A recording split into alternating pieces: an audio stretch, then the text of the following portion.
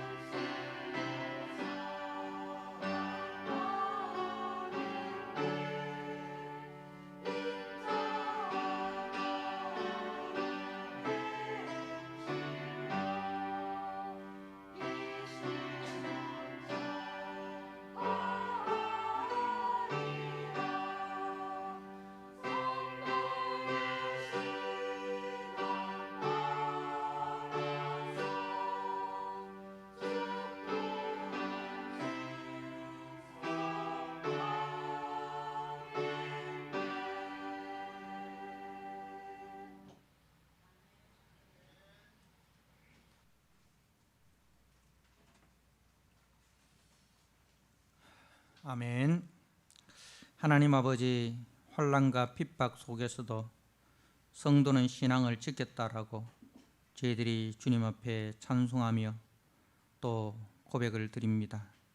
하나님 아버지, 우리 힘으로는 아무것도 할 수 없사오니 주의 성령께서 이 시간 우리 가운데 오셔서 우리의 믿음을 더욱더 굳게 하여 주시고 우리로 하여금 주님 품 안에서 떠나지 않는 견고한 산성, 견고한 방패 대신 그 주님 안에 거하는 우리 모든 성도들이 되게 하여 주옵소서. 하나님 아버지, 그리하여 내가 너희 안에, 너희가 내 안에 있으면 이 사람은 과실을 많이 맺나니 나를 떠나서는 너희가 아무것도 할 수 없다라는 주님의 말씀처럼 아버지여, 주님이 우리 안에, 우리가 주님 안에 거하는 복된 삶을 주님 오시는 그날까지 힘써 살아갈 수 있도록 주여 오늘도 말씀을 통하여 우리를 가르쳐 주시고 우리를 훈계하여 주시옵소서. 예수님께 하신 이름으로 감사하며 기도드리옵나이다. 아멘.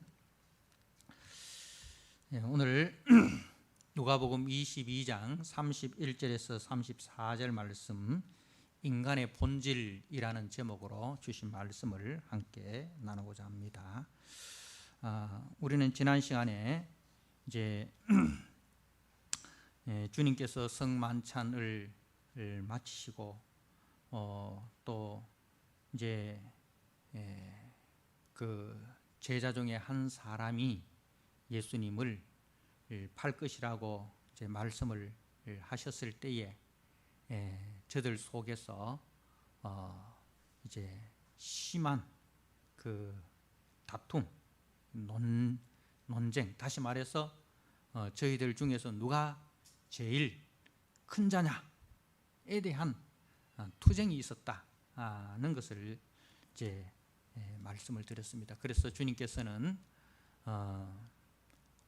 그 세상 나라의 그 법칙과 그 하나님 나라의 법칙을 말씀하시면서 우리 주님은 섬기는 자로 오셨고 섬기는 자로 너희 가운데 있다라고 이렇게 말씀을 하시면서 이 제자들을 하나님 나라에 섬기는 자로 이렇게 맡기시겠다, 그렇게 말씀하셨습니다.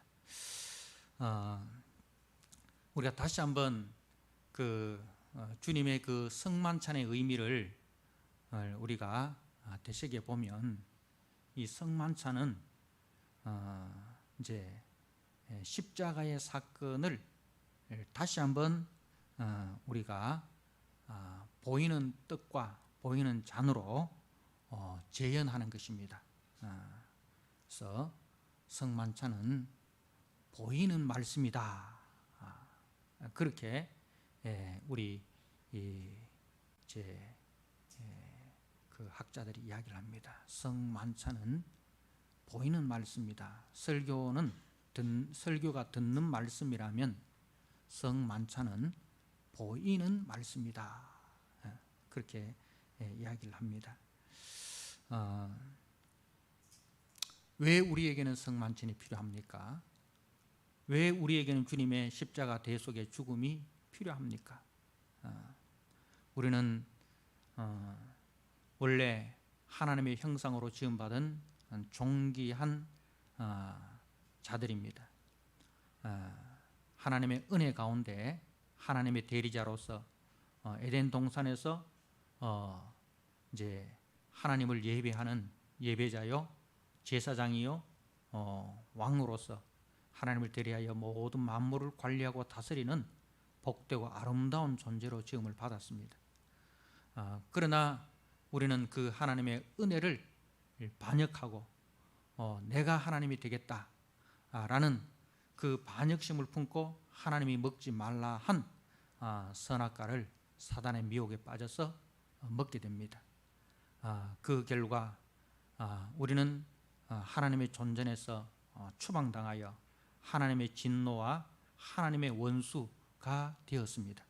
그러나 하나님께서는 자기 백성을 다시 회복하실 그 구원의 메시지, 복음을 아담과 하와에게 주셨습니다.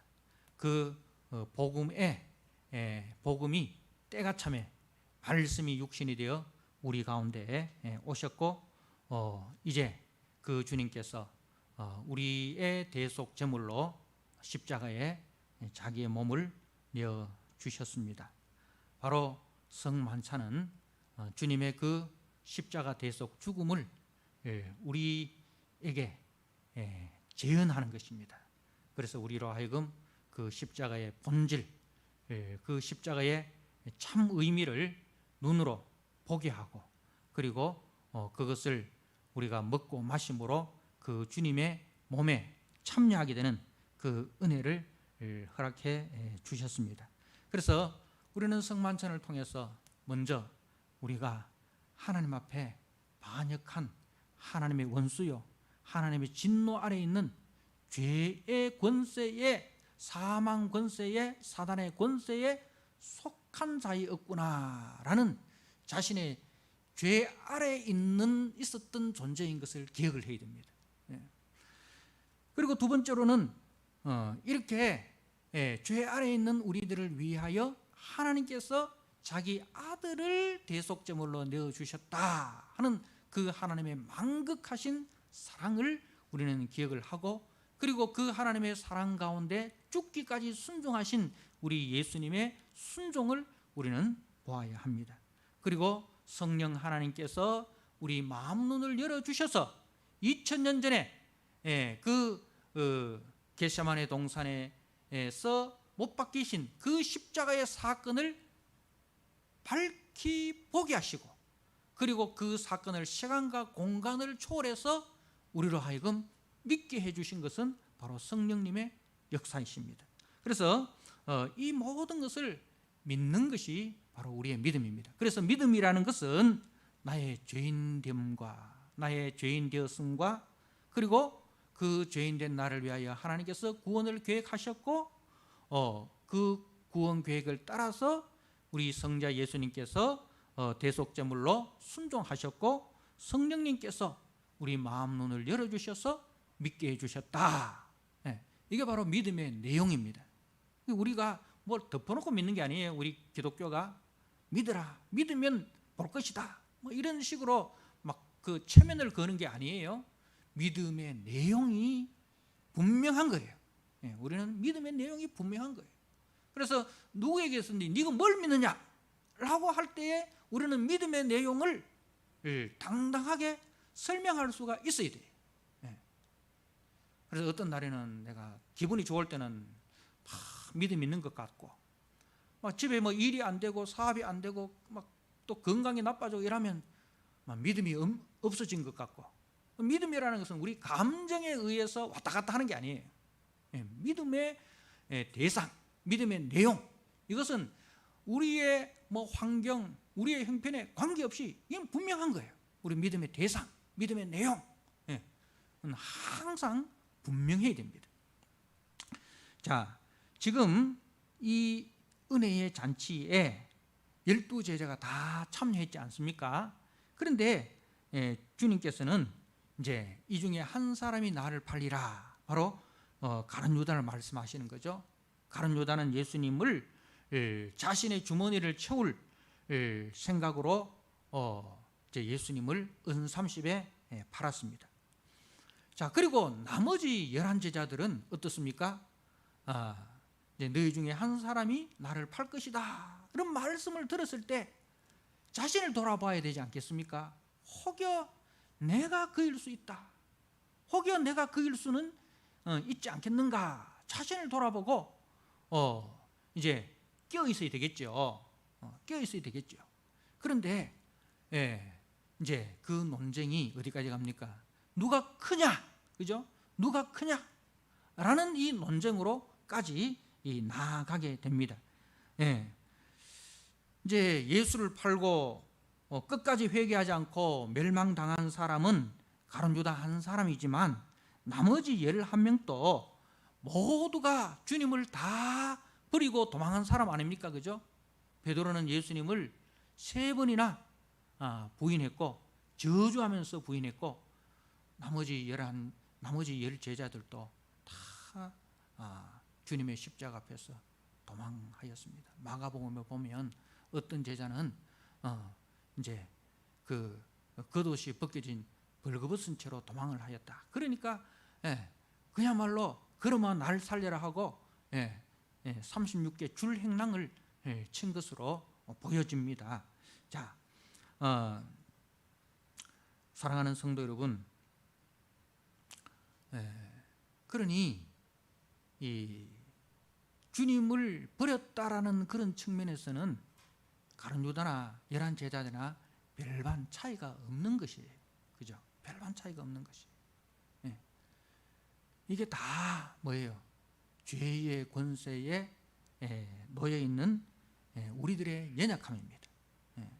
죄의 권세 아래 놓여 있는 우리들의 연약함입니다. 자, 그럼에도 불구하고 저들은 뭐에 대한 욕망이 있습니까? 지배하고 군림하고자 하는 욕망이 있습니다. 이 죄에 사로잡힌 사람들의 특징이 뭐냐면은 지배하고 군림하고자 하는 그런 욕망에 사로잡혀 있다는 것이죠. 이러한 제자들을 향해서 주님은 세상의 통치 방식에 대해서 이야기합니다. 세상의 통치 방식은 이제 우리가 지난주에 보았던 그 말씀, 그 이방 임금들은 25절에 이방 임금들은 그들을 주관하며 그 집권자들은 은인이라 칭함을 받으나, 그러니까 독재자로 군림하고 그러면서 또 이후에는 내가 은혜를 베푼 자다라는 그런 그 명예로운 칭호까지를 얻고자 하는 것, 그죠? 권력과 명예를 다 누리려고 하는 것, 그게 이제 세상 집권자들의 특징이다라는 거죠. 그러나 하나님 나라 방식은 그렇지 않다. 26절에 너희는 그렇지 않을지니 너희 중에 큰 자는 젊은 자와 같고 어린 자와 같고 다스리는 자는 섬기는 자와 같을지니라. 나는 섬기는 자로 너희 중에 있노라. 사랑하는 성도 여러분, 이것이 하나님 나라의 법칙입니다. 주님은 섬기는 자로 우리 중에 거하신다는 것입니다. 이제 주님께서 저들에게 이 말씀을 하시고 29절에 내 아버지께서 나라를 내게 맡기신 것 같이 나도 너희에게 맡기겠다. 나도 너희에게 맡기겠다. 이것은 주님의 강한 의지를 표현하는 것이에요. 그런데 지금 서로 군림하려고, 서로 지배하려고 누가 높으냐라는 이 다툼을 하는 제자들에게 주님은 섬기는 자로 오셨고, 너희도 그 섬기는 자로 오신 주님이 세우신 나라의 지도자, 다시 말해서 주님을 대리하여 섬기는 자로 세우시겠다라고 말씀하셨어요. 그런데 이게 그냥 됩니까? 지금 상태로 됩니까? 지금 상태로는 안 돼요. 그죠? 지금 상태로 안 돼요. 그러니까 이거는 지금 상태로 안 되기 때문에 이제 우리 주님께서 이들을 변화시키겠다는 겁니다. 그들의 근본을, 그 본질을 변화시키겠다는 거예요. 그건 주님의 강한 의지의 표현인 것입니다. 그러면은 주님께서 어떻게 그들의 본질을 바꾸시느냐, 어떻게 바꿀 수 있느냐, 인간의 본질이 어떻게 바꿔질 수 있느냐. 지금은 저들이 사단의 권세 아래서 사단의 종노릇 하기 때문에 이 일을 할 수가 없습니다. 그러나 주님께서 십자가를 지심으로 마귀의 권세를 깨뜨리시고 그 마귀의 권세에 사로잡힌 마귀의 종노릇 하는 자기 백성을 구원하여 하나님 나라의 백성으로, 주님 나라의 백성으로 이제 회복시키실 때에 이 일이 가능하다는 거예요. 여러분, 권세 아래 있다 이 말은요, 무슨 말이냐면, 여러분 쉽게 이야기하면 우리가 지금 코로나19라는 이 팬데믹 가운데 있습니다. 그죠? 그럼 여기에 코로나 바이러스가 이 공간에 있다면 우리 모든 사람들은 어떻게 됩니까? 그 코로나 바이러스에 감염될 수밖에 없어요. 그게 권세예요. 그게 권세예요. 코로나 바이러스의 권세예요. 그 권세 아래 있으면 내가 싫든 좋든 간에 그 권세의 지배를 받을 수밖에 없어요. 그러니까 지금 제자들은 마귀의 권세 아래 있기 때문에 자기들이 원하든 원하지 않든 마귀의 종로로 할 수밖에 없다는 거예요. 베드로가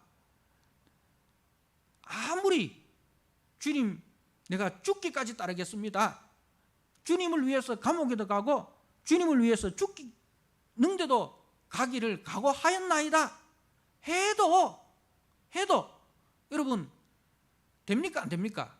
우리가 이 공간에 코로나 바이러스가 가득한데 내가 아무리 장담을 해보세요. 나 절대 코로나 바이러스 안 걸릴 거야. 나 이겨낼 거야. 여러분 고함치고 뭐 해도 됩니까? 안 됩니까? 그거는 내 의지와 관계없어요. 베드로의 의지와 관계없이 베드로는 마귀의 종로로 할 수밖에 없는 거예요. 그러면은 베드로가 그 권세에서 나올 수 있는 건 뭐예요? 치료제가 개발되어야 되는 거예요. 그죠? 바로 예수님께서 제 마귀의 권세를 깨뜨리기 위해서 마귀의 속을, 죽음의 속을 안으로 들어가셨어요. 그리고 마귀의 권세를 깨뜨리시고 3일 만에 부활하셨습니다. 다시 말해서 마귀의 권세를 깨뜨리시고 마귀가 사로잡고 있는 자기 백성들을 구원하시고 생명으로 인도해 내셨다는 것이죠. 그래서 이제 베드로는 더 이상 마귀의 권세가 아니라 누구의 권세 아래 있게 됩니까? 예수님의 권세, 성령의 권세 아래 놓이게 되는 것입니다. 그래서 성경은 누구든지 그리스도 안에 있으면 새로운 피조물이라. 그리스도 안에 있으면, 그리스도 안이란 말은 그리스도의 권세 안이라는 거예요.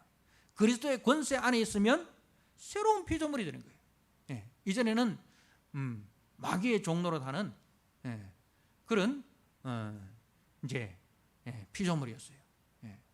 그런데 이제는 그리스도 안에 있으므로 새로운 피조물이라. 이전 것은 지나갔으니 보라, 새 것이 되었다. 새로운 피조물이 되었다. 새로운 피조물, 예수의 생명 안에 거하는, 예수의 생명 안에 거하는 존재가 되었다는 거예요. 그래서 우리는 죽어도 예수와 함께 죽고 살아도 예수와 함께 살고, 그래서 지금 우리의 신분이 하나님 나라의 생명책에 기록되어 있고, 우리가 지금 이미 하나님 나라의 영광 가운데 거하는 자가 되었다라고 에베소서에서 말씀하고 있지 않습니까? 그거는 뭐냐면 하면은 우리가 권세의 이동이 있었다는 것을 이야기하네요. 권세의 이동이 있었다는 거죠. 전에는 우리가 마귀의 종이었지만 이제는 십자가 안에서 거듭난 이후에 주의 백성이 되고 의의 일꾼으로 변화될 것이다. 주님은 반드시 이 일을 할 것이다, 이 말입니다. 29절에 내 아버지께서 나라를 내게 맡기신 것 같이 나도 너희에게 맡겨 너희로 내 나라에 있어 내 상에서 먹고 마시며 또는 보좌에 앉아 이스라엘 12지파를 다스리게 하려 하노라. 이것은 예수님이 이제 강력한 의지인데 바로 우리로 하여금 주님의 백성이 되게 하시고 주님의 의의 일꾼 되게 하시고 이제 반드시 이 일을 주님께서 이루어 주시겠다라는 주님의 의지의 표현입니다. 지금 주님은 십자가를 눈앞에 두고 계십니다. 주님이 구속사역을 위하여 열심을 내듯이, 그죠?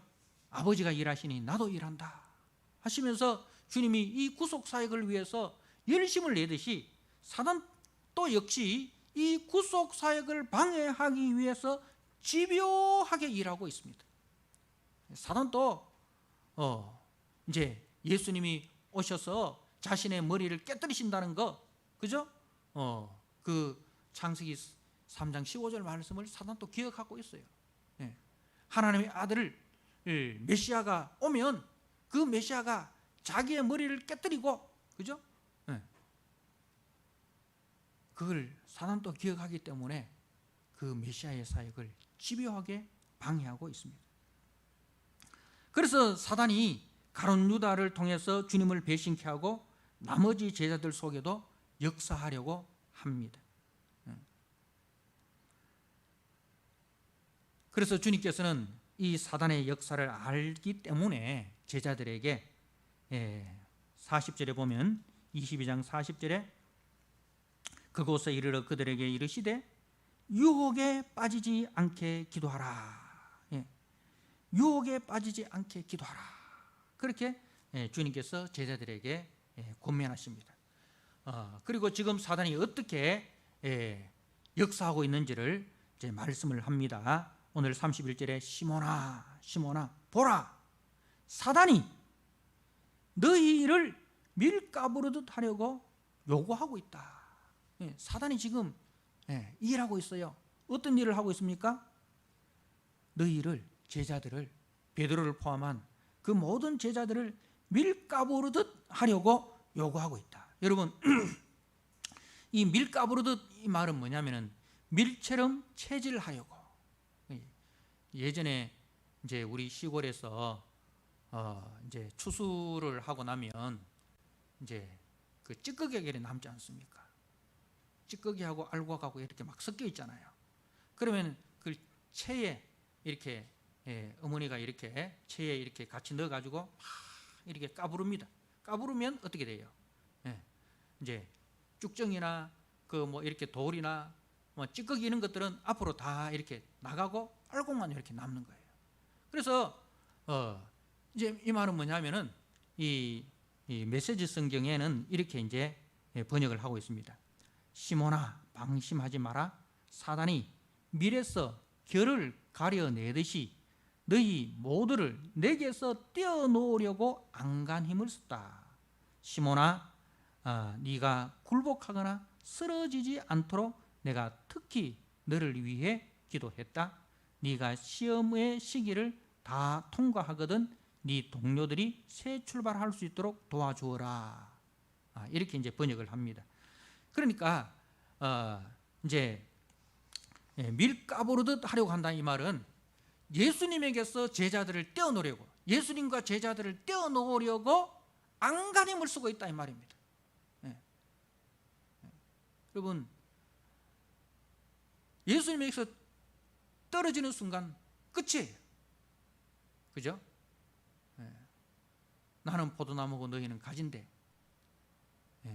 너희가 내 안에 내가 너희 안에 있으면 이 사람은 과실을 많이 맺으나 너희가 나를 떠나서는 아무것도 할 수 없느니라. 주님에게서 떨어지면 우리는 아무것도 아닙니다. 포도나무 대신 주님에게서 떨어진 가지는 절대로 열매를 맺지 못하고 밖에 버려져 불사람을 당하게 되는 것입니다. 그래서 사단은 끊임없이 이제 우리로 하여금 주님에게서 떨어지도록 그렇게 안간힘을 쓰고 있다는 겁니다. 자, 실제로 베드로는 주님을 3번이나 부인을 하고 나머지 제자들도 뿔뿔이 다 흩어져 버렸습니다. 바로 이것이 마귀의 권세 아래 있는 우리 죄인의 연약함. 이게 우리 인간의 본질이에요. 우리는 그렇게 연약합니다. 아무리 호언장담해도 죄의 종노릇 할 수밖에 없는 이것이 이 죄 아래에 있는 인간의 본질입니다. 마귀의 권세 아래서는 마귀의 종노릇 할 수밖에 없는 것입니다. 그러나 주님은 제자들을 그 무서운 시험에 내어주시면서도 저들을 위해서 기도하셨습니다. 저들을 위해서 기도하셨습니다. 저들의 믿음이 무너지지 않도록, 시험 중에도 낙심하여 믿음을 완전히 잃어버리지 않도록 아버지께 기도하였습니다. 이번 시험에 모두가 넘어질 것을 주님이 아셨어요. 그러나 주님은 실패한 자들을 회복하시되 먼저 베드로를 회복하시고 그로 하여금 다른 형제들도 이제 다른 형제들을 도와서 회복하고 견고하게 하실 것을 말씀하고 있습니다. 자, 31절에 시몬아 시몬아 보라 사단이 너희를 밀가부르듯 하려고 요구하였으나, 그러니까 사단이 베드로뿐만 아니라 모든 제자들을 주님으로부터 떨어지도록 하기 위해서 안간힘을 쓰고 있다 이 말입니다.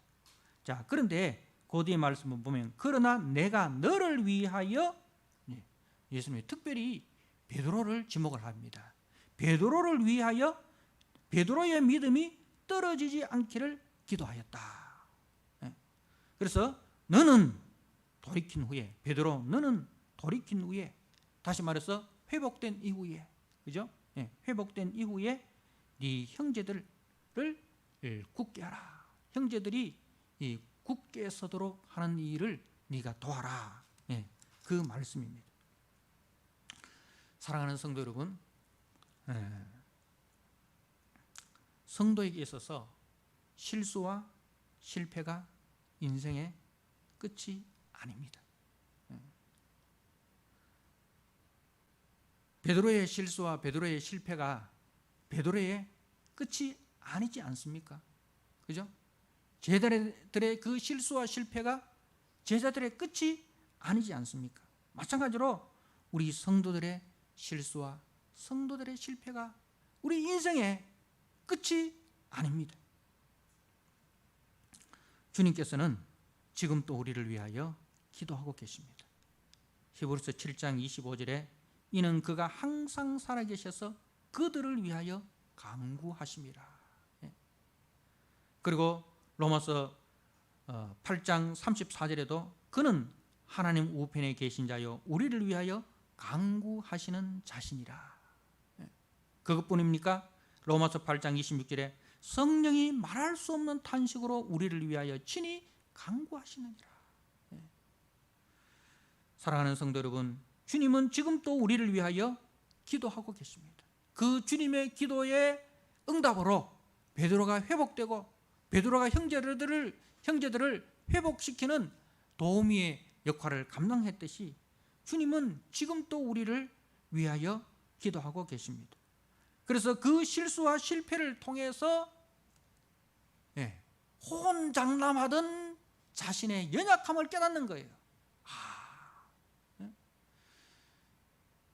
내가 어떤 존재인가? 나는 주님의 은혜가 아니면, 주님 안에 있지 않으면 난 말짱꽝이구나. 내 능력, 내 지혜, 내 지식 아무것도 아니구나. 주님 안에 거하지 않으면 나 말짱꽝이구나. 여러분, 이것을 깨닫게 해주시는 거예요.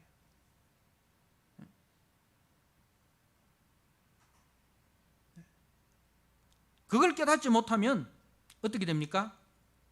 끊임없이 교만해지는 거예요. 끊임없이 교만해지는 거예요. 그래서 끊임없이 싸우는 거예요.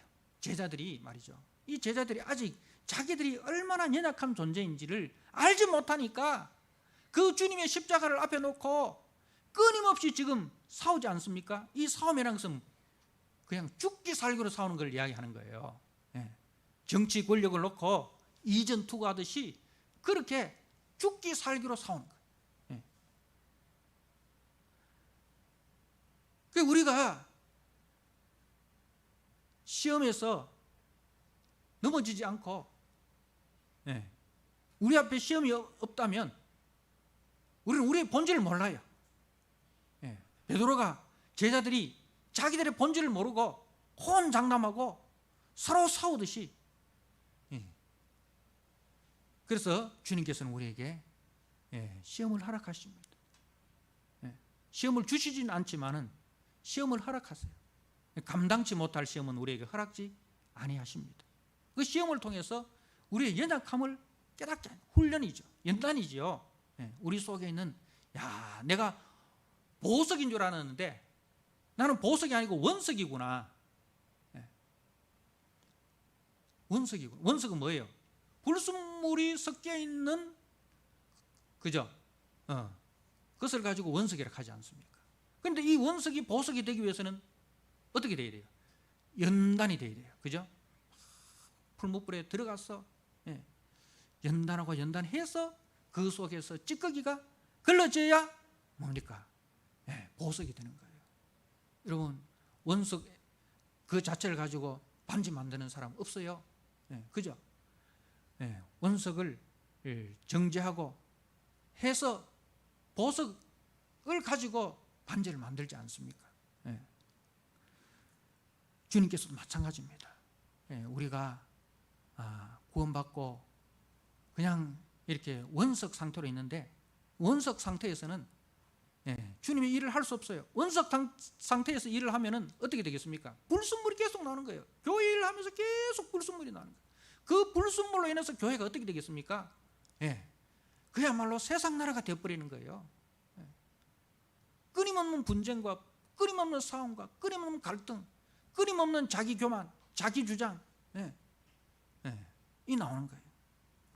그래서 주님은 우리를 이제 이 시험을 통해서 우리의 연약함을 깨닫게 하십니다. 그리고 겸손하게 하십니다. 그리고 더욱 주님을 의존하는 굳건한 믿음의 소유자가 되게 하는 거예요. 그래서 이제 나의 나된 것이 오직 주님의 은혜였구나, 이 고백을 하게 되는 겁니다. 주님께서 사도 바울을 쓰시는 그 방법을 보셨지 않습니까? 죄인된 괴수를 이제 주님이 꼬꾸라뜨리시는 거예요. 그래서 바울이 뭐라고 이야기해요? 나의 나된 것은 오직 주님의 은혜입니다. 그래서 만약에 그 경험이 없다면 그 바울이 얼마나 교만하겠습니까? 사랑하는 성도 여러분, 그래서 그 나의 나된 것이 오직 주님의 은혜였음을 알고, 그리고 이제 연약한 지체들을 볼 때에 나도 예전에는 저래했다, 저게 예전의 나의 모습이다, 이해를 해요. 이해를 하고 동정을 하게 됩니다. 동정을 하게 돼요. 동정을 하게 되고, 그리고 그 사람을 붙들어 주는 거예요. 정죄하지 않습니다. 네가 예수 20년 믿어도 왜 그래? 날 봐. 예수를 왜 그래 믿어? 막 이렇게 정죄하는 게 아니에요. 나도 옛날에 그랬다. 주님의 은혜로 내가 회복되었다. 그래서 베드로를 통해서 뭡니까? 네가 회복된 이후에 형제들이 굳게 설 수 있도록 네가 도와주어라. 그게 우리의 사명입니다. 사랑하는 성도 여러분, 성도의 상처는 아픔으로만 남겨지는 것이 아니에요. 성도의 그 아픔은 상처라는 것으로만 남겨지지 않습니다. 성도의 그 아픔은요, 십자가의 흔적이 되는 거예요. 십자가의 흔적이 되는 거예요. 은혜의 흔적이 되는 것입니다. 그래서 그 상처가 치유된 흔적을 통해서 나의 연약함과 주님의 강하심과 그 주님의 사랑과 은혜를 기억하게 하고 사명을 깨닫는 거예요. 나 같은 자를 주님이 회복시킨 이유는 나와 같이 연약함에 사로잡혀 있는 자들을 회복시키기 위해서 하나님이 먼저 나를 회복시키셨구나는 이제 그 은혜 가운데 상처가 치유된 사람은 주님의 은혜를 발견하고 회복자의 사명을 가지게 되는 것입니다. 우리가 살다 보면 이런 생각이 들 때가 많아요. 주님, 어떤 성도님들은 아무런 어려움 없이 모든 일에 다 승승장구하고 잘 되는데 나는 왜 이렇게 예수 믿어도 안 되는 일이 왜 이렇게 많습니까? 안 되는 일이 왜 이렇게 많습니까? 왜 이렇게 시험거리가 많습니까? 주님, 혹시 나를 버리신 건 아닙니까? 막 이런 회의가 들 때 있지 않습니까? 주님은 결코 그런 사람을 외면하거나 버린 것이 아니에요. 주님께서 그 시험을 통해서 여러분을 연단하시고 연단한 이후에 정금 같은 믿음으로 세우셔서 그 사람을 통해서 주님은 일하시겠다는 겁니다. 베드로는 자신의 실패를 주님이 예언하시자 큰 모욕을 당한 듯이 주님께 정면으로 반박합니다. 자신의 경고함을 과시하기 위해서 감옥과 죽음의 자리도 가겠다라고 이야기를 합니다. 마가복음 14장 29절에 보면 베드로가 여짜오되 다 버릴지라도 나는 그러하지 않겠습니다. 다른 사람과 비교하면서 말입니다. 다른 사람과 비교하면서 다른 그 11제자를 다 버릴지라도 나는 그러하지 않겠습니다. 예, 아직 인간의 본질을 모르고 있는 거예요. 죄의 권세가 얼마나 무섭고 그 사단의 권세가 얼마나 집요한지를 모르고 있는 것입니다. 나의 믿음은 나 자신조차 지킬 수 없는 아주 연약한 것입니다. 예, 주님의 은혜가 아니면 그 강한 그 자신감도 가장 치욕스러운 실패의 선잔을 맛보게 할 것입니다. 3번이나 저주하면서까지 주님을 부인하고 배신하였습니다. 가장 으뜸이라고 주장하던 그 교만은 제자들 중에서 가장 믿음 없는 형편없는 자로 가장 그냥 인생의 밑바닥으로 곤두박질 쳤습니다. 자기에 대한 신뢰, 자기에 대한 확신은 결국 주님을 의지하지 않게 되고 사단의 종노릇 할 수밖에 없었던 것입니다.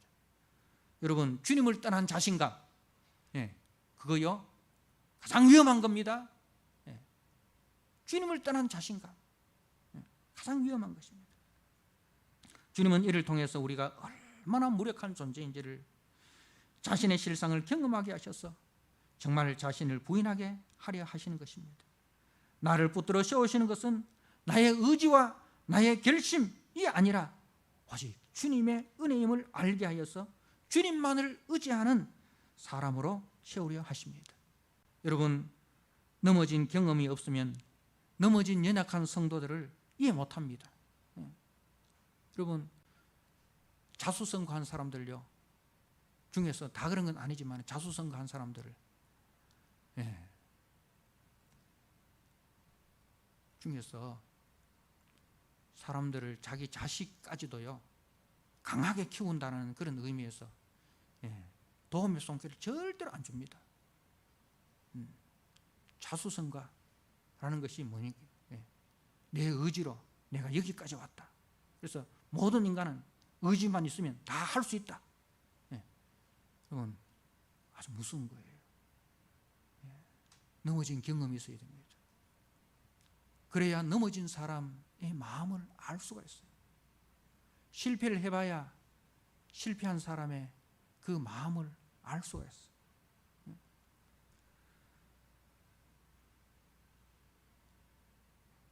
실패하고 넘어졌는데 근데 주님은 어떻게 하셨습니까?